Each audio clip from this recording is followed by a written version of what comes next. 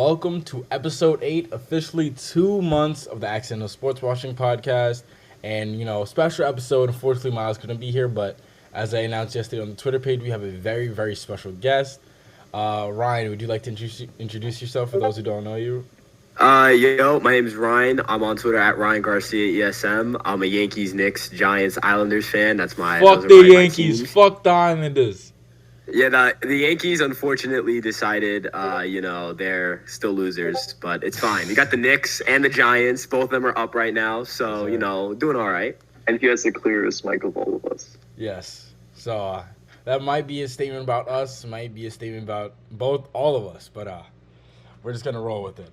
So as we always do, we're just going to jump headfirst into the NFL slate, as we usually do. But last week was actually, I think that was the first time in a while we've had like a really good slate of games all across the board, because we haven't seen that in a while. First we have the Browns and Ravens, 20-23. Yeah. Pretty good game, also. Yeah. I don't think Lamar played as bad as some people were saying he did. I mean, I thought he did pretty good for the most part. And I predicted it. I felt like the Ravens were gonna pull it out, but at the end of the day, it was a close game. So it was like I wasn't surprised, because the Browns do have a decent team, and Jacoby Brissett is probably like the closest you're gonna get to Deshaun Watson without having Deshaun Watson. Obviously, he's not as good, but for the kind of player he is, he fits that system. So yeah, but that was a good one for the Ravens. It just shows you how much the Ravens need help. I mean, Lamar needs help. Like, sad. That receiving core is so bad. It's like exactly dog shit. He doesn't really have much to work with, and he's still doing pretty good, which is impressive. But then, the game we all want to talk about, the rager of the weekend, Big Dick Dable, and Danny fucking Dimes. Holy shit! Like, how does this team keep fucking doing it? I think we're just really clutch. We might be the team of destiny. That's insane. But no, it's honestly coaching. Like, the coaching is just fantastic. Daniel Jones has been really good. Like, no shit. Like Vanilla Vic.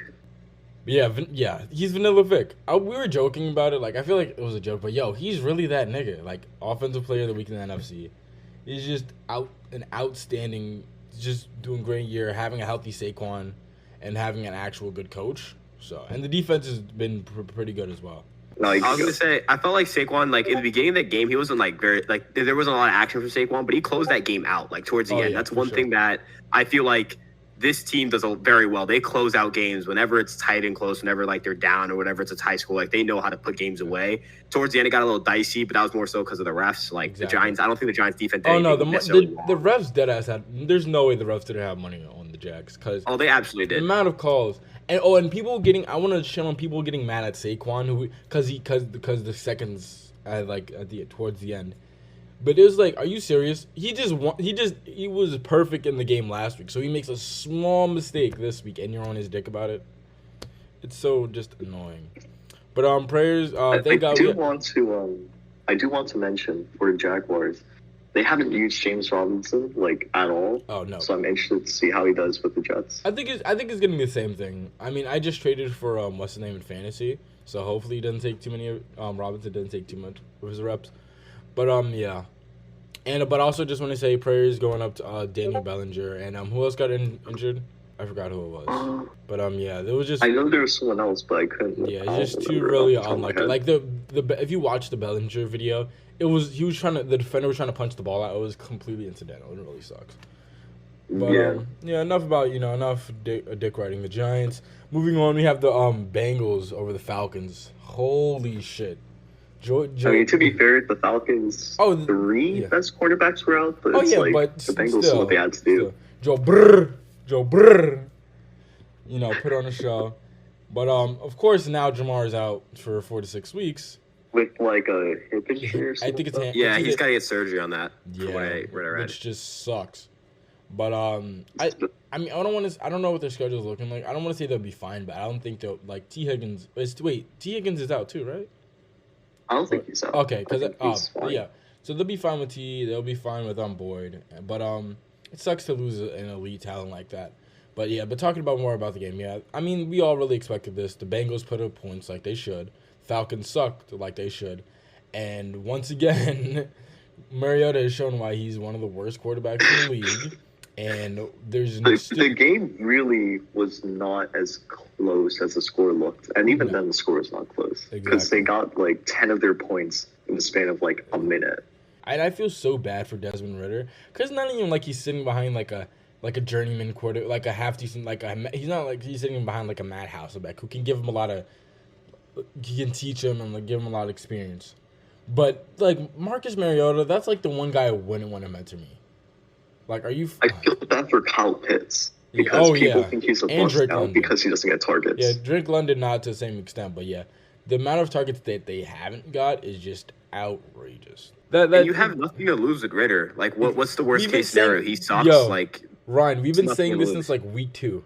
We're like, you have nothing to lose, and now you're actually in contention for the NFC South, and you're gonna fuck yourself over.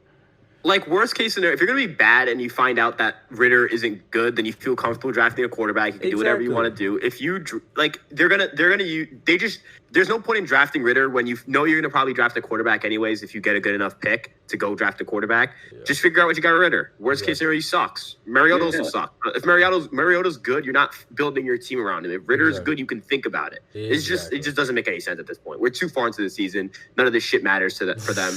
Just throw in Ridder. And they're getting blown out. Why doesn't Ridder at least get snaps at some point? Doesn't make any sense. It's fucking frustrating. I feel bad for ATL. I really don't, but because fuck Trae Young. But moving on, you had the Dak comeback game blowing the Lions out of the water as they should. It looked really bad in the first half. Oh yeah, the Cowboys were really bad in the first half, but they picked it. I wasn't really. I mean, I expected better from them, but I'm not like, oh, they're gonna crumble. But it's like Dak is just coming back from surgery, so I wasn't too surprised.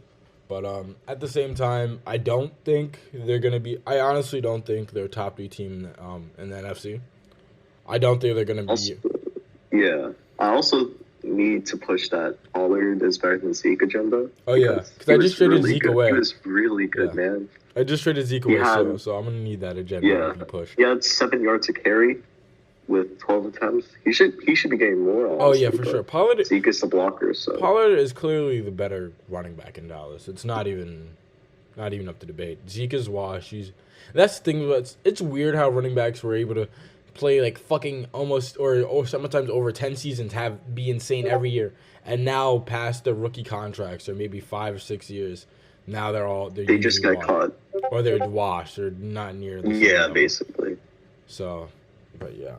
Moving on, then you had the Colts, really weird. Like every week, AFC South anomaly. Like, yeah, like what the fuck is the score? Who the fuck scores 19 points?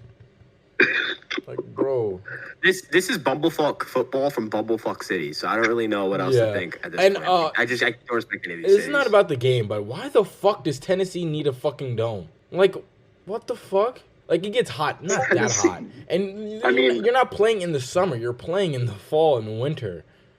Like, there's less excuse for Tennessee having a dome than Miami not having a dome. Let's say that. Exactly. And why the fuck doesn't Buffalo have they're not gonna have a dome? Like, what the fuck? That's the one place. Like, oh my god. And imagine Josh Allen playing in a dome half the season. Jesus for, Christ. Like, his entire career. Oh my god, he'd be like Peyton times 2. Jesus. But and this also pisses me off. This is a little off topic, but how bad fucking MetLife is. And it has 2 fucking stadiums in the fucking New Jersey, New York market, and you can't build a better stadium than that. But back to the game. I mean, I'm just gonna assume Derrick Henry good, Tannehill mid, like 30 carries, 128 yards. Oof, 128 yards is pretty damn good. Yeah. Especially coming back from that injury and everything. Exactly. And I think there's this like thing that Derrick Henry does where it's like he plays bad at the start of the season and everyone's like, oh, is he washed? And then he just like picks it up halfway through. Yeah. And what's his name? Ellinger now, he's gonna be starting. That's the guy who did the we're back thing, right? At Texas, if I'm not mistaken. Yeah, I think so. God. But it's like the thing that this is the thing that like the Falcons should be doing. But the thing is, we know Ellinger isn't good. Like, we know he's ass. But it's like at least better trying it out. Because Matt Ryan's not going to do shit. And they're also saying it could be a contractual. So like if he plays a certain amount of snaps, I think he gets a little more money. So I respect it. But it's really fun. Even though the Falcons aren't starting the right quarterback right now, it's really funny how they've made the correct choices on both Matt Ryan and Julio Jones. I give him credit for that. But next up, you had the fucking the MAGA versus MAGA matchup. Heineke, the bigger MAGA man won. Heineke over Rodgers. What the fuck is going on? I think the issue is just the wide receiving core. Yeah. But I also think Rodgers just has no confidence or chemistry with like any of his receivers. And that's the like thing. If you look at like the stuff he did with like Devontae, it's like there's like this telepathic kind of connection. Yeah, and even then, even he before, doesn't have that anymore. Even going back before that, you had Randall Cobb and what's his name, Jordy Nelson. They were far from the best, but I feel like they had that connection. And now, I think it's also on Rodgers, like him separating himself from the team to an extent. So, and he's not. I don't think he's as willing to connect with these new guys. So I feel like it's just a shitty situation all around. And the Commanders winning a game. I mean, it worsens. I also just want to talk about how Antonio Gibson randomly became good again after playing ass for most of the season. Yeah, he saw Brian Robinson coming back last week. He was like, "Yeah, fuck that, fuck you, little nigga, fuck them kids." That's whatever. Then you had the funniest fucking game of the week. Like I can't. How the fuck did PJ fucking Walker lead the fucking Panthers to a 21-3 win over after they trade CMC? Like what? You'd expect like holy shit. Like Tom Brady to do good now that he's divorced and now all he cares about is football, but instead he's like playing some of the worst football of his career. Yeah, just like what the? I mean, to be fair, he did have that one big pass that Evans dropped. Yeah, but still, that could have been a walk-off touchdown. But yeah, even then, he wouldn't have done that. 21-10 instead of 21-3. It's just hilarious. Like Carolina ran for 173 yards without CMC, which is just insane to think about, especially against the Tampa team that for the last, ever since Tom Brady's got there, the whole identity is this team is like some, bulldog team defensively. The defensive line's great. They don't, they'll beat you, they'll get to the quarterback, do all those things. They're just sad. Like, this is a sad team to watch. It seems like how is nothing. Foreman averaging 8 yards a carry? Right. Like, what the fuck? Jesus. Like once Brady retires, like, what do the Buccaneers realistically have going for them? They're going to finish around 500, so their draft pick's not going to be good enough to get a quarterback. Brady's probably done after this year, unless he turns it around miraculously, which I wouldn't put it past him, but still. Like, the Bucs, this is what everyone's kind of afraid of for the future of the Bucs, which is they win the Super Bowl, that things go well, and then after that, Brady kind of breaks down. Yeah, and it's now they're stuck. Like, I have no clue what they're going to be after Brady. It's like they're a great organization. Like, I'd sell my soul for a ring, don't get me wrong, but this is the after effect of going all in on a 40-plus-year-old quarterback. If I'm fine. You got a ring out of it, so you can be happy with it. It's Tom Brady, so this is just it is what it is. Unless Brady turns it around, the NFC South kind of sucks. So it wouldn't be surprising if they somehow won the division. If Brady doesn't turn around, they might win the division, but they're gonna get fucking rocked. They're gonna get smoked in the season. It's not gonna be fun. It'll be like the biggest blight on Brady's career. And then another real great win for the Jets over the Broncos. Really, even though the offense wasn't the best, they did lose Brees and they did lose. I honestly their best tackle. Think this might have been worse than all the other Broncos games I've seen. I don't think. I mean, this one I can't really blame it on them because they didn't have Russ, and this was a really they did have. Game. Yeah, but it's still this might have been the most difficult game to watch. Yeah, I mean, some of the things that were happening were made me want to die. Wait, was this a 4 p.m.? No, wait. There's no way this was a 4 p.m. game. Dude, having to watch. It was a 4 p.m. game. What? I can't imagine having to watch. I was watching Seahawks Chargers. What the fuck? Oh my god. But I mean the Jets just keep showing things to win. I was laughing at Salah. They're just awful. Exactly. But I was because he was like, oh yeah, I'm keeping receipts, and hey, the receipts paid off. So a big respect to them what the coaching staff is doing there. And the Jets who always just finding ways to grind out wins. That defense is pretty good, and I'll wish the best for them. They're still worse than the Giants, so that's all that matters. It's kind of weird how the Jets don't have a good kind of like passing game, and they're still winning games. I mean, it's the same while thing with Broncos a supposedly top 10 quarterback aren't doing shit. Yeah, I mean, that's the thing I love about the NFL compared to literally any other sport. There's always random shit that's gonna happen. There's shit that's gonna change on a year-to-year basis that you're never gonna expect. Like, there's always gonna be drop-offs and players you thought were gonna be great. There's gonna be rises from random-ass players. So, and that's the thing. Even last week, you wouldn't expect something like what happened with Panthers, Buccaneers. So it's a lot of movement, a lot of change compared to a lot of the sports where shit just stays the same. Moving on through the midday slate, you had the Seahawks Chargers, an amazing game. Geno's still him. It's gonna be a real interesting matchup how the Giants tries to game plan for him. But yeah, I mean the Seahawks, man, they're rolling. They're fucking rolling. They might be real contenders for the NFC West if their defense can stay somewhat competent. It's also kind of funny how the moment Russell Wilson leaves, they have a good offensive line. It's like the whole Andrew Luck situation. Yeah. Like the moment he retired, the Colts had the best offensive line in the league. Yeah. But I think Russ kind of like has. Well, it's also the money. The money they made also kind of affected that a bit. Yeah. And I was gonna say, it feels like with Russ, the difference is like he doesn't have pocket presence or mobility like he used to, and they're better off. They were gonna be better off without him if they had a good quarterback, and Smith has somehow become a good quarterback. It's kind of I mean, weird. I wouldn't say somehow because it also is the fact that he's black. He did not get as many looks. Like, why the fuck was Brock? Yeah. Why the fuck was he rotting on the bench in New York and in other places with shitty coaching staffs, mind you? But fucking, they just don't give them the benefit of the doubt, I guess. And because of that, they just get fucked over. Yeah, and fucking Brock Osweiler is getting mega fucking deals for one half season of bullshit. While Geno... No, that's actually facts, though. Like, Drew Lock was competing with Geno Smith to start. And let's be real here. Like, Drew Lock should have been out of the league after his tenure with the Broncos. I don't think Drew Lock should have been in contention to start anywhere. But, Geno just blown out the water. And also, for all the people sitting on Justin Herbert in the Chargers, I just feel so bad for him. He's playing with fucked up ribs right now. And I think everybody but their tight end one is out right now. Like, everybody else is injured. Not to mention, like, their receivers cannot gain separation. Because these are like practice squad players. Because his wide receiver 1, 2, and 3 are all out, and 4, and then his tight end number 1 is out, or one of his tight ends are out, and then like 3 or 4 of his offensive linemen are out.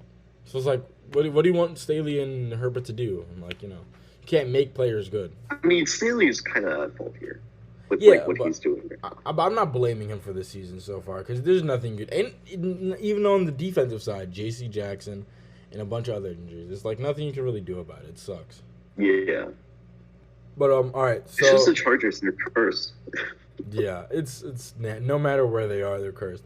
But then so then you had Kansas City over the 49ers. Fucking Mahomes. The fact that Mahomes did that against, I think, statistically the best defense in the league is well, that's basically who Mahomes is at this point. A video on the channel I suggest you guys all check out. Secret Base. They're amazing. They've been making amazing content for like 5-6 years now, for the better part of a decade. And they just did a video on Mahomes. And then just being an NFL fan, you heard about Mahomes and you kind of saw the records he broke. But the way they broke it down, it's really insane, especially his rookie season, how amazing he was and how amazing he continues to be. I think I forgot who did it, but it was like the turnover to touchdown ratio. It was a bunch of all-time greats, and Mahomes is by far had the best ratio. He had like 42 picks. Everybody else had like 50, 55, 56 or more. And he had more touchdowns than all of them. But then on Sunday night, the shithousery from the Steelers defense easily lost them the game. There was a video of them. I'm gonna send this one to you, Josh, so you can put it up. Of how they missed 5 or 6 easy picks, and a lot of them were in the fourth quarter. They bobbled so many fucking balls that could have easily just won them the game. It was fucking hilarious. You do say that's why defenders don't play offense. They're not wide receivers, tight ends. But holy shit, you have to be able to catch a clutch ball like that. And Tua, I don't. It reminds me of that that potential interception the 49ers had in the NFC Championship game against the Rams. Yeah. Where, like, they just dropped a blatant interception from Stafford, and, like, that basically cost them the game. Yeah, it was fucking hilarious. And I still don't... They just have something about, like, dropping interceptions and stuff. Yeah. But yeah, Tua might be fucked up. Like, I mean, it is his first game back, but he did... You know, from all the promise we saw earlier in the season, he really just does not look the same at all. And then Monday Night Football, you had Bears over the Patriots. Justin Fields, man, I'm like his biggest fan. Not his biggest fan, but I do support a young black quarterback who's been dealt a very shitty hand. So I'm glad he balled out. And the quarterback controversy is the battle of mid.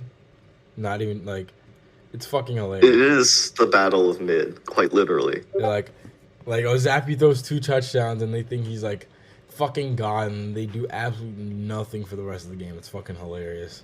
I don't really understand why Bill Belichick caused a quarterback controversy, though. Because I think he's just bored at this point. Like, his legacy really can't be too tarnished. He's like Popovich at this point. Like, nothing can really fuck him up. You can't really tarnish his legacy at this point. It's just, it doesn't make sense to bench Jones for a guy who we know isn't talented. Like, Bailey Zappi, like, he had a couple good stretches of football, but that's it. Like, that's probably the best stretch of his career. You know what I mean? Like, This is not a ridiculously talented quarterback. This is a guy with great arm strength. This isn't a guy, you know, if we're going to say Mac Jones is a limited quarterback, which I agree with, Bailey Zappi is just as limited of a quarterback, and you put less draft stock into him. So I don't really understand what New England's doing here. They feel, they're just so... Like they don't scare me. They used to be also, like a team that used to be like fuck. Like this team. Isn't it kind of weird how Mac Jones went from being considered a top 100 player in his rookie year to now having a quarterback controversy with fucking Zappy? First of all, the Bears defense is good, and then he's his first game back from injury. He's probably not fully healthy, and plus this shit has to be messing with his head, like because there's no. Oh yeah, definitely. So I give it the rest of the season, but, like, I still think Mac Jones is decent. But, yeah, that's pretty much it for the NFL slate. And since we're recording this on Thursday, we're not going to be able to analyze we're just going to do this next week.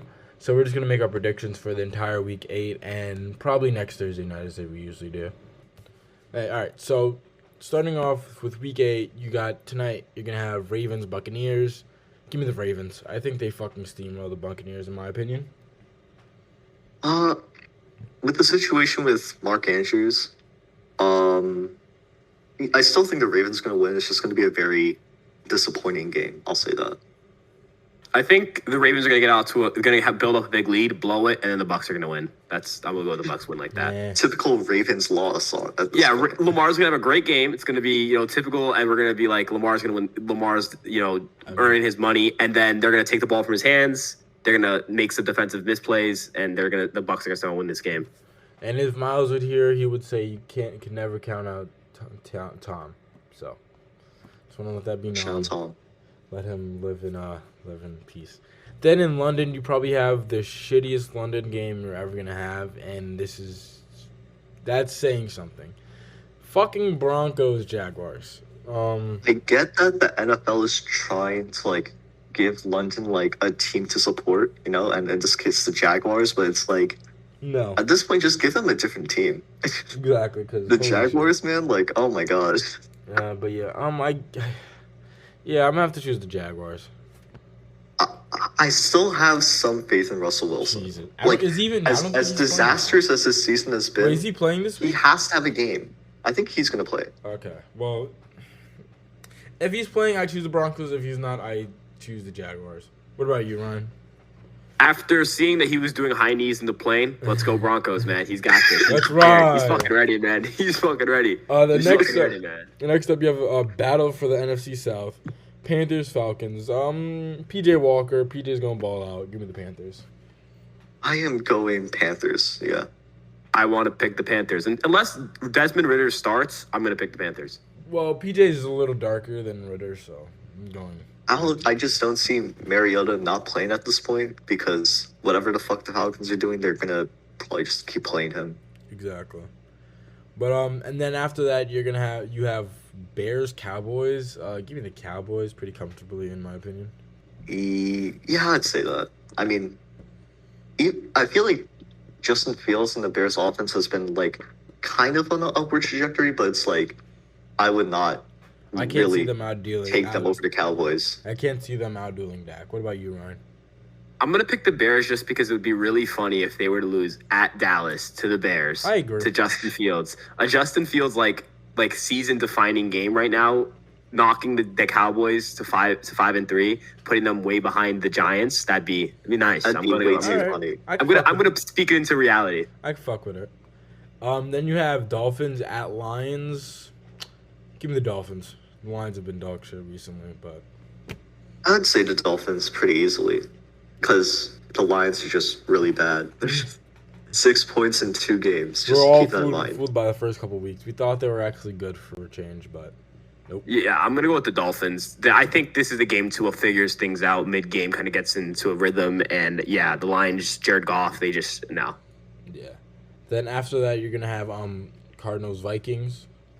Give me the Vikings. Yeah, I'd say Vikings. That's gonna be interesting. I don't. Yeah. But with I don't trust Cliff Kingsbury at all. At all. And I think that's going to be the design factor. Since you're both picking the Vikings, I feel inclined to pick the Cardinals here. Yeah. I think it's close. I think this is a toss-up. I know the records aren't as close, but I do think Arizona. I think Arizona has a chance. They always have the talent. Yeah. They just. Murray can always go off in a way that Kirk just cannot go off, if you get what I'm saying. Yeah.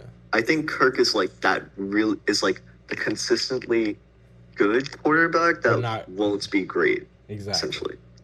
Then after that, you're gonna have Raiders Saints. Give me the Raiders. Yeah. Yeah, let's go Raiders. I mean, apparently Andy Dalton is PFF's 3rd highest graded quarterback. That's racist. But he's not good. No, that's racist. I gotta pick between Derek Carr and the Red Rifle. I'm gonna pick the Red Rifle because it sounds fun. You know what? Fuck it. I'm just gonna say right now, you're a perfect Miles replacement. He's gonna laugh when he's listening to this. Then you have Patriots Jets. Mac Jones. Give me Mac Jones. Mac 10. I'm gonna. I am going Jets. Okay. Wow. I just cannot see the Patriots doing good against a good defense. So. The Jets have played well lately. The Patriots have played poorly lately. So I feel like this is a rite of passage for New York. They're going to be able to take down the Patriots, and that'll kind of be a little bit of a momentum boost for them as they kind of try to make a playoff push here. Yeah. And then a possible trap game for the Eagles. Eagles-Steelers. Steelers' defense is always pretty good, but I do think they win this game, unfortunately, and move to 7-0. But what do you guys think? Nothing about the Steelers is remotely good. I mean, I just cannot see them winning. I know Pickett is not as bad as the numbers suggest he is. The 1 touchdown, 6 interception type thing. Yeah. Or was it 2? No, it's 6. It's 1 and 6. Holy shit. Yeah. Yeah. I mean, it's not as bad as the numbers suggest, but he's not. I don't think he's that good. No. And especially right now, I don't think he's that good. So there's no way I see them beating a good Eagles defense on top of a good Eagles offense. Yeah, the Eagles don't have to drop 30 points to win this game. I don't even think they have to drop 20 to win this game. So I think the Eagles are going to walk away with this for the win here. Jesus. Oh my God. After that, thank God the Steelers are playing bad. I've been praying for their downfall for years at this point. Jesus Christ! Fuck the Steelers. Praying for your downfall of a black man, by the way. Just letting you know. Whoa. Okay, let's calm down here. Moving into Mike Tomlin's cool. It's just the Steelers are annoying. But moving into the 4 p.m. slate, you're gonna have Titans. Titans. It has to be Titans. Yeah, I mean, it's the AFC South. Yeah, it doesn't Titans. have to be anything. It's the fucking Texans. Hey, bro, respect Davis Mills, big bro. Is he even he's not good, right? No. He's not. He's just not good. No. I don't think he's good. Then you have probably one of the weirdest and it's basically an AFC South game. You have Commanders Colts. I'm gonna say Colts just because. Watch this be a tie. Yeah, I wouldn't be surprised. But I'm just gonna say Colts just because I don't want the Commanders to win and move to 500. So yeah, go Colts. Imagine if they go 500. There's no way. Go. That team does not deserve to be 500. I know. But yeah, go Sam Ellinger. I think the Commanders pulling this one out. I don't trust anything with Indianapolis right now, and I think Washington can at least get an average passing game going. I don't see Indianapolis getting any sort of passing game going, but maybe I'm wrong. Yeah, hopefully you are. Then you're gonna have 49ers Rams. I have Darrell Henderson on my fantasy team, so go Rams. I think the 49ers always know how to do well against the Rams. Like, they have a history of playing very well against the Rams. Oh, yeah. Especially recently, so I'm going to go with the 49ers. Fair. Yeah, I was going to cite that recent history as a reason to go with the 49ers. I wouldn't be shocked if the Rams won, but I feel inclined to pick the What? No, I was calling you sheep. But then the game everybody's obviously waiting for and should be flexed to Sunday night, but whatever. Giants Seahawks. I'm riding on my Giants every week, so not gonna change. I'm continuing with my trend of intentionally picking against the Giants, so I'm gonna go Seahawks. Danny fucking Dimes is going to walk into Seattle and just fucking shred that defense. He's going to fucking shred them. Saquon's running up. He's going for like 1 billion yards. Like, he's going to run for so many yards. They're going to, like, we're not even going to keep counting the fucking yards. Because he's on my fantasy team. So. Giants by 50. Let's fucking go, bro. Brian fucking Dable and his fucking cigar. But Sunday night you have Packers Bills. The Bills are gonna absolutely sodomize the fucking Packers. Like, Aaron Rodgers is probably gonna retire halfway through this game. He's gonna beg for the fucking vaccine at halftime. He's going to be getting shots and then back shots from Josh Allen. So it's going to be really not pretty. I don't think it's going to be really ugly. Yeah. I can't wait to see Carson's tweets on the timeline during this game because it's going to be really bad. It's going to be bad. And then Monday night, you're going to have Bengals Browns. Even without Jamar Chase, I mean, it's going to be a close game because the Browns, like with the rapist, they're going to win this game. But I'm taking the Bengals this game. Here's a question, right? If the Browns fall 2-6, like with the Bengals loss, assuming they lose, are they going to play Deshaun Watson at all this season? Yes, money. They're going to make money if they play. And also, they probably want to get him reps. He hasn't played forever. So, yeah. But it's like you don't want to risk him getting hurt, I guess that's fair, but the thing is, they're going to make way too much money, especially that return game when he's returning from suspension. The NFL is counting on them. That is going to be the wildest game of the year. If the Browns don't play Watson, like, people in that organization are just going to randomly start going missing. So I think for the safety of people in that organization, which is ironic to say this, they have to. They are going to have to. And for the simple fact that we're probably not going to record on Thursday next week as well. Next Thursday. Is Eagles-Texans? Give me the Eagles. Yeah, it has to be the Eagles. So they're really going to be 8-0. This is going to be like the 2020 Steelers all over again. I fucking pray. We need them. I've never imagined I'd be like begging for a Steelers win, but I could really use one right now. Or Texans. Davis. I'm telling you, Davis Mills is him. A Davis Mills 3 touchdown performance would move me. It would save families. It would feed families. All right, and moving into soccer, man, football, soccer, whatever you want. Fucking Jambo. This is a little laugh track we have here. Barcelona, you fucking clowns. I pull that fucking. They spent so much money. You can pull the 36 lever out of your ass and bring God himself down from the heavens. You're not making Champo. Fuck you. Everybody at the start of the season, when I laughed at them, they said, "Yeah, you're not making champion. You're not winning La Liga." Yeah.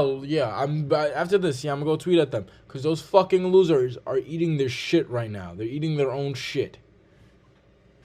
It's such a weird situation because I feel like they spent so much money this season with the expectation of, okay, we might win La Liga. We might go really far in the Champions League, which is going to generate revenue.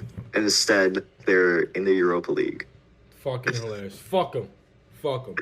They literally sold stocks of their own club to do this. And I'm really sad Miles isn't here this week because then you have fucking Atleti. Not me. Bro, did you see the last minute of that game where they had a penalty, they missed the penalty, then they had a rebound which hit the crossbar. And then they had another shot, one. which was going to go in the goal, but it got deflected by the same player who missed the penalty, and they lose the game. I would have honestly, like, I can't say this. Like, did you see, like, his tweets in the timeline, though? He was suffering. Dude was suffering, man. I would be too. It's just hilarious. Like, when your team is that allergic to scoring goals. Legit. And then, Sevilla. So, I mean, Sevilla's not that big to laugh at, but still, they should have made it. They should have done better, but now they're in the Europa League. And I feel like they do good in the Europa League, so maybe they do something. And then one big old laugh at the fucking racist. Fuck you, Juve. Eat a fat fucking chode. At one point, it was 4-1, which, I mean, Jesus Christ. You just showed me how the amount of shithousery. It's such a bad team. Like, if you see, like, their wage structure right now, they're paying so many mediocre players crazy money. It's like, yeah, they're just fucked. They're just fucked right now. And just one last simple tribute to Maccabi Haifa. A big old fuck you, those fucking actual terrorists. Yeah, fuck off. I hope your home country gets bombed by Palestinian children. But, yeah, that's pretty much it for Champo. This was a very interesting week in general for soccer because it's like, what the fuck? Even in Premier League, you got a couple, like, really what the fuck results. City had a pretty good game. But then you had Tottenham losing 2-1 to fucking Newcastle at home. Newcastle is good. It's just I mean, they're good, but Tottenham, you have to be better. You have Kane, you have Son, and you have a... They need to, like, change how they're playing. Exactly. Because with the offensive talent they have, they do not have any right to just not be as aggressive offensively as, like, they are right now. Yeah, it's not acceptable at all. But then you have fucking Arsenal drawing with my second club, Southampton. Again, Arsenal, you're top of the table. And the amount of money you spent this summer, there's no reason you should be drawing, even if you're away, you should be drawing with Southampton. These results are going to come throughout the course of the year, but if you want to beat City, over the course of the season, you have to pick up these early. Hey, let's be for real. Do we actually expect Arsenal to win the Premier League? No, but if they want to have true aspirations, they can't drop points like this. I mean, yeah, true. So that's something that Arteta has been. Also look at this, right? So in the Southampton game, Gabriel Jesus had 2 big chances missed and has a 5.8 out of 10 score. This is a player they spent like 50 million to get. I mean, it's hilarious because Pep has made some questionable decisions dealing with race over the past couple years, but people. Oh my god, the racism jokes. Pep racismo. But some of them are probably true. But people getting mad at him selling off, like, it's funny if you look at it from a banter perspective. But there's people who genuinely mad at him, at us selling away Jesus and Sterling and bringing in the tall white blonde. But it's like, come on, it's not that black and white. We've had a problem with finishing for years ever since Aguero left, and now one of the best, probably the best in the world right now. Like, come on, let's grow up. Did you see that joke about Haaland where it's like, if Hitler had liked a perfect footballer, it would be Haaland? I mean, it's probably true, honestly, but it is probably true. Let's be for real. Yeah. Outside of the blonde part. Yeah. But then moving on, fucking Liverpool, the fucking just beat us last week and then want to lose to fucking Nottingham Forest. Like, what the fuck? Oh, look, this team is weird. It's a weird team. Yeah, fucking. I think it's just a waste of a season. They need to get top 4 to get Bellingham, maybe, but this is just a waste of the season. Virgil van Dijk versus home and away is the sexual harassment versus Riz. That's exactly what he is. I don't know what's happened to him this season. I think he's just getting pressured more to do things, and now that he's getting so many, chances thrown at him, he's gonna inevitably make more mistakes. But it's like, this is uncharacteristically bad from him at this point. Yeah. And then the last result I really want to talk about, City. City was the one top team that actually played decently well this week. It's fucking hilarious. But it's like, but people were like, oh yeah, you rely too much on Haaland. I'm like, well, no shit. Like, the fuck? Well, yeah, but even then, without Haaland, I think y'all are fine. Yeah, like because we just won Premier League and we made a deep run in Champo without him. I think we'll be fine without him, but he's here right now, so why? And even then, we still have Alvarez, who's decent. He just hasn't been getting playing time, because that's the one thing that's pissed me off. Mahrez has been so fucking bad, and Pep continues to play him. Like, at least play Foden, play Grealish, play Alvarez, play anybody else besides fucking Mahrez, bro. Bro gets an extension and decides to just be dog shit. Yeah, he was good last year, but yeah, I don't know, something happened this year. Yeah, and last thing, he probably will, but I'm gonna kill myself when fucking Bernardo leaves, man. He's so good. He's a great player. Yeah. I was really, really ecstatic when he first signed. Yeah. Which was like 2016, 2017? I think so. Damn, that was like 5 years ago. Yeah, it's insane. All right, but yeah, just a little NBA. I mean, a little soccer there. Probably get a little more next week as, we figure out once we figure out who's going to be in the knockouts for sure. Probably some knockout predictions. But, yeah. Yep. So now we're just going to finish up with some NBA. So, first thing I'm going to talk about, the Lakers, man. Holy shit. I watch them just because they're bad. Like, they're awful. They're so terrible. I've been praying for this day. And they're the one team that, they have, I think the only ring that really counts as 2020 is probably NFL. Because I don't count the Dodgers ring. 60-game season isn't enough. And then 60 games for a baseball season is absurd. What the fuck? And then you have fucking NBA. Playing a bubble is not playing in Staples Center. Or whatever it's called now. So, fuck the Lakers. Was it Crypto.com's arena? Yeah, that's just a joke. But yeah, fuck the Lakers, fuck LaMickey, fuck A. Disney, fuck Westbrook, fuck all them niggas, man. We have to talk about how bad they are at shooting the basketball. They're shooting 25% from three. From what I'm not sure if this is entirely correct, but I think they have the worst 4-game shooting streak in NBA history for a team. They do. Which is just remarkable. How much money have they spent on this team? I think they're closing in right around where they're right around where the cap is, and they don't have great draft picks, and they have an aging core. They don't have any promising young talent. Oh, yeah. They're just fucked. They're about to go back into how they were with Kobe after he came back, and they're going to the dark ages, bro. And I really don't care. They have the 6th highest salary in the NBA right now. Jesus Christ. Unless I'm tripping. Yeah, it's 6th. But yeah. The Warriors have the most with 193. That's crazy.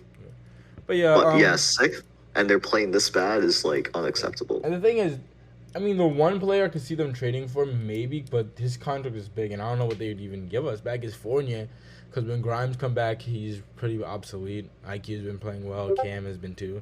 So Fournier probably could, dump him. But then, because he just got a contract not too long ago. So who are you going to trade for him? And who are the Knicks even going to want? And they already barely have any picks to give up. So it's just oof. Yeah, they're just it's not a good situation. But yeah, speaking about the Knicks, man, very biased here. But holy shit, man. And the thing is, people are like, Knicks fans don't know how to act. Yes, because we're not used to being teams we should be able to beat. And that comes with having a franchise point guard. And Jalen Brunson, man, he's just amazing. I'm telling you, he's really good. I've been telling people this ever since he got drafted. Yeah. He's a good player. People got on the Knicks for giving money for top 15 point guard money to a guy who's very clearly a top 15 point guard. And everyone was giving them shit all off season. I got shit from Bulls fans about we got Lonzo Ball and you have Jalen Brunson. Lonzo Ball's played 34 games. Exactly. You know what I'm saying? Dude, I'm not saying only the Knicks, because I imagine there may be some other teams that get clowned for it. But it's insane that anyone who knew Jalen Brunson's situation knew he was going to play well in New York. Exactly. And that's exactly what he's doing so far. And so, fuck anyone who doesn't like him. Yeah, Will, my homie out here in Howard, fuck you. He was trying to tell me that he was massively overpaid. He wasn't the top 15 point guard. And I'm just like, what? And it's just I'm glad he's balling out. But, and Randall actually looks like a decent NBA player now. Hopefully you don't jinx it. He's regained the name privileges from going from NYK power forward 30 to I can actually use his name now. But yeah, he's been playing pretty well. Everybody on the Knicks, for the most part, has been playing pretty well. Besides RJ, obviously had the worst game of his career to start off. We discussed that last week. But I think it's also. When are you going to accept that RJ Barrett is not going to be that great? I mean, I don't think he's going to be that great, but I think he's going to be good. And I also think it's him adjusting. Because I feel like it's a difference between him adjusting and Randall adjusting. It's easier for Randall to adjust because he's used to being. He played his best when he was a second option. Besides that 1 year in New Orleans and LA, when he was playing well, he was a second or third option. So now going back to or having a point guard who can share the load, I feel like it's a lot easier for him. But I think RJ is not. He's not getting. I think he's not getting. I forgot what it was. But there's certain areas where he's not getting the ball as much. So then when he does get the ball, he tries to force it a little bit. So I think it's also for him settling in. But he hasn't played horrible lately, but he could definitely play better. Yeah. And on top of that, I mean, I understand people getting, obviously criticizing a player who isn't playing well. Like, I get it. But, last year, RJ got off to a ridiculous start, and then he cooled off immediately after. So I don't think it's fair to say that after 4 games that we're going to start drawing conclusions on his season. I'm going to give him time. And until, it becomes a long-term problem, I'm going to give RJ the benefit of the doubt because they extended him for a reason. I don't think they just extended him because he wanted to say, we extended a first-round pick. They extended him for a reason. They're paying him money for a reason, and I think that we're going to see a better version of RJ Barrett as the season goes on. Yeah. And that's fair. I think he's good, but, I don't think he's going to be, an all-star, honestly. I don't think he's going to be a great player, but he can be a pretty good one, which is all the Knicks need him to be. Exactly. Yeah. But moving on, then you have the Nets and Ben Simmons, just hilarious. Ben Simmons, someone tweeted about Ben Simmons under points is free money. Free fucking money. But the way he fouled out the other day versus Ja is just insane. The amount of dick riding they do on the NBA and the refs do on Ja Morant is just sick. He plays shitty defense, but then every couple games you see, this crazy block. And the first block he had in the first game was a fucking goaltend. And a foul. So it's just what the fuck? I think people have this assumption that Ja's a good defender only because of the blocks, when he's, a really bad defender. Yeah, someone said he only tries on defense when he can get highlights, which is probably true. Inherently when you're a guy who's gonna, you're a high flyer, he has ridiculous athleticism. His defensive highlights are gonna be more impressive than your average defender. So, he's more. I think athletically speaking, he's more fun to watch defensively. But is he good? No, he's not. He's terrible, and he's pretty easy to get torched on. But he's a great player. But as you said, that foul it's not a foul. I'm sorry. Jesus Christ. But then Moving on from that, going back to what I was saying, the Nets. It was nice to see Steve Nash have some fire under his ass the other day, but he's kind of like this soulless ass person most of the time whenever he coaches. Exactly, but that was nice to see, but it's just the Nets. It's the same thing with the Lakers. I feel like the Lakers and the Nets are kind of have a lot of parallels with the Bucks and the Packers.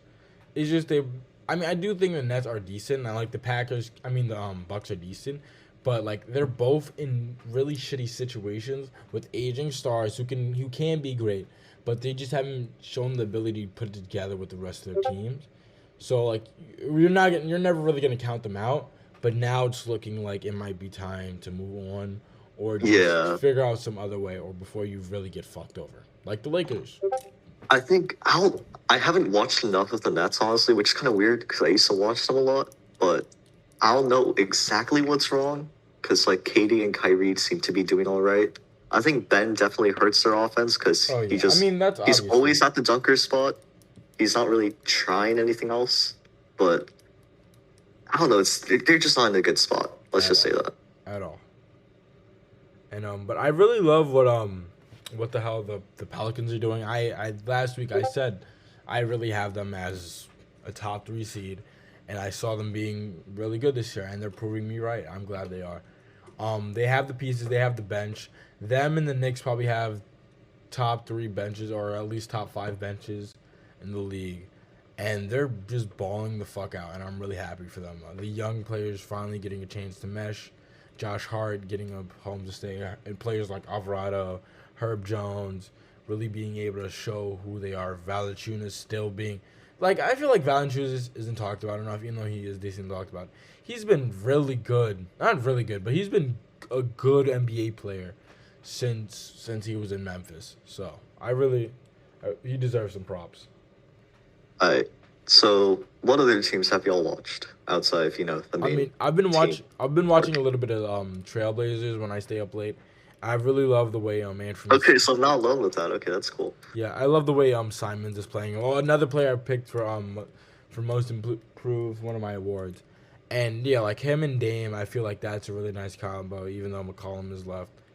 But yeah, I've been watching the Blazers only because I'm very interested in Shaedon Sharpe. I think he's one of the most interesting prospects I've seen. Yeah, I saw a couple of your retweets, and like every time he even has an opportunity dunk, you're ready. You're like, oh shit, someone is about to go down, because you're just excited. He has like a 45-inch vertical or something. It's insane. Because like sometimes like whenever he jumps, he has to like move his head so his head doesn't hit the rim or the backboard. It's like, how does he jump that high? It's actually insane. Yeah.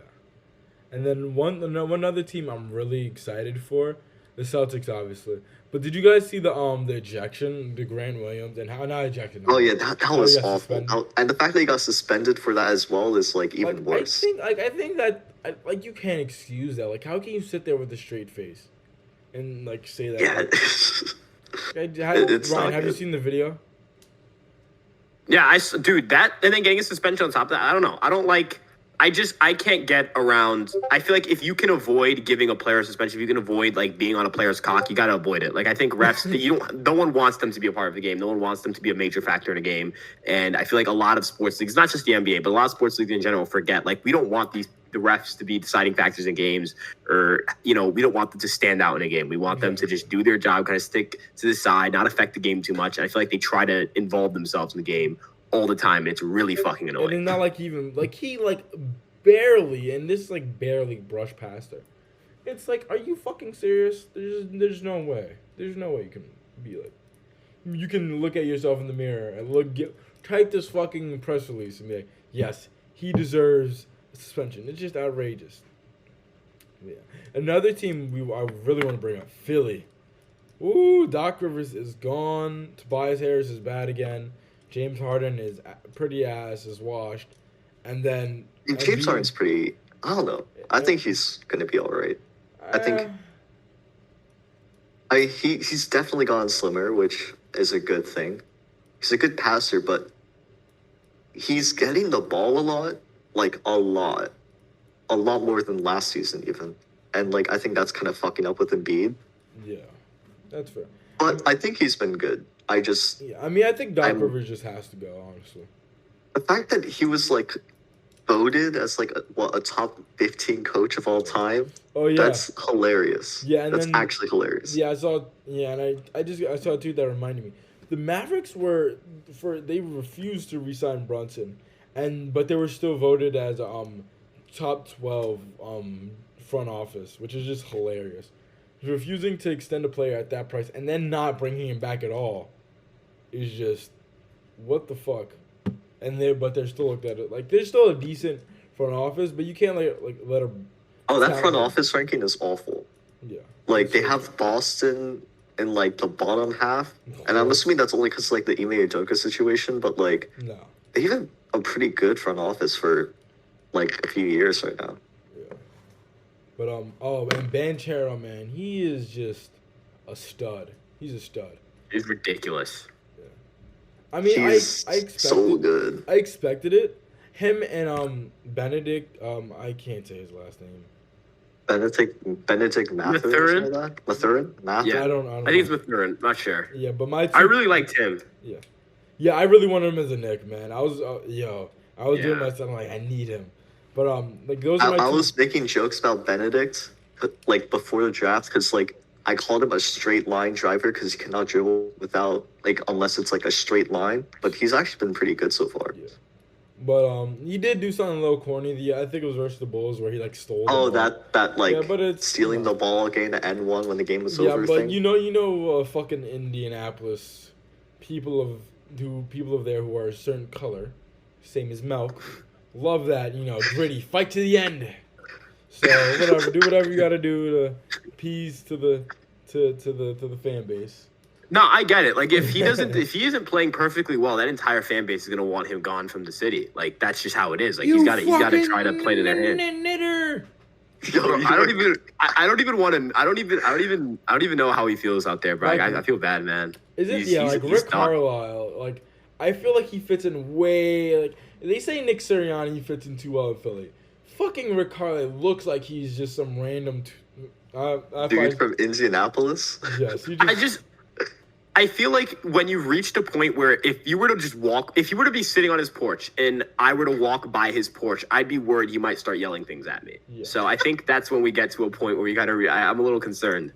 I agree, but yeah, I mean, Indians again, they're gonna be ass, but they're balling. So I mean, the players who should be balling are balling. Besides Duarte, well, Duarte's hurt, so right, he's hurt. Is he? I think he's hurt.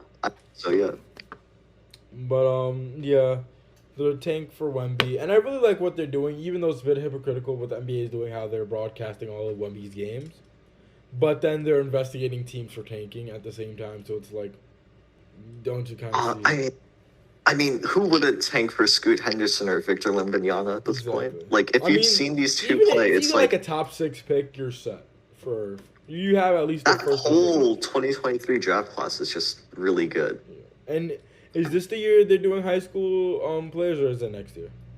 I think that might be this year. Oof. I can double check. Hold on. It might be this season. I think it might, yeah.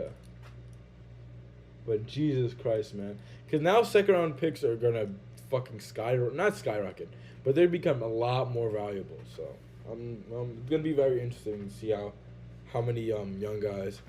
But it's also scary to see guys coming straight out of high school and going to shitty organizations. Oh yeah, because then they're going to be fucked. Exactly. By like shit development teams and not playing enough. Exactly. So it's you're pretty much walking on thin ice. That like you have to make sure you have good structure in place. But I'm really excited for that to see some young studs come out. But yeah, Ryan, were you able to figure out if it's this year or next year? No, I'm trying to Google it right now, and there's a proposal. I don't know. Was it not confirmed? I'm not. I thought there was like the thing about you have to be 18 now instead of 19. Yeah. Yeah, that was the big thing before. Yeah, it was 19. I'm checking. Can you be 18? That's what I'm gonna check right now. Yeah. All right, but to close up the NBA segment while Ryan looks it up, if you guys could compare yourself to one or two NBA players, who would it be? Me personally, I always got compared to Draymond and Andre Roberson. I can see like Draymond always hits those shots sometimes, but like he I'm the triple single man, or I'll get some board, I'll get you some boards, maybe an assist here or there. I'll get you some boards. I'll get you some blocks. Nothing crazy though. So I would say Josh Primo. I think the one thing that I got was John Stockton. All right, relax. You're not that good, buddy. You're not here throwing dimes. Like, relax. I think that's only because of like I could pass. Relax, and buddy. I could play defense, but like that's it. All right, Ryan. What about you? Who would you, if you could, your NBA equivalent? I am maybe the worst basketball player ever. So be like if you took. No, hey, whoa. Josh, cut that out. We do not say that name on this podcast. We do not say that. Okay, I won't say his name. If we took like the just. I don't know if there's an NBA player's skill set I can compare. Like I'm awful. Like I can't do layups. Like I don't think like it's bad. It's bad, bro. Like I'm terrible at basketball. It's awful. I'm the worst basketball player on planet Earth. So former NYK point guard number 6. Correct. Yes. Okay. Okay. If we're doing like actual full blown like talent wise. Well, we're all dog shits. I don't think that's really fair. I need to think of someone short and someone that's also really bad at basketball. So like think of that. It's like Current very, day Isaiah very Thomas? washed Isaiah Thomas. Yeah, exactly. Yeah. But that's pretty much going to close it up for this episode. I have no idea how long the recording is going to be. Well, I know how long the recording, but how long the actual episode is going to be, because editing is going to be a pain in the ass this episode because the amount of bullshit we fucked up. Mainly I did. But yeah, just a big thank you to Ryan and jumping on. And again, thank you all guys for listening, and have a great rest of your week, rest of your night. Like we say, if you're watching this at night, I don't know how you aren't asleep already. But yeah, later guys.